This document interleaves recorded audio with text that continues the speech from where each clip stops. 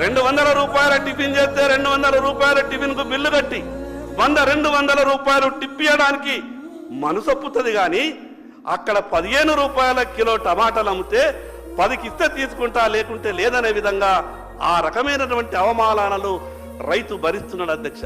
నేను ఎందుకు ఈ మాట చెప్తున్నానంటే అధ్యక్ష, కళ్ళకు నీళ్ళు వస్తాయి అధ్యక్ష. ఈరోజు ఏ రైతు కూడా సంతోషంగా లేడు అధ్యక్ష. మీరు రైతు బంధించిన రుణమాఫీ చేసిన కేవలం ఎన్నికలప్పుడు రాజకీయ మాటలు మనం మాట్లాడుతున్నాం.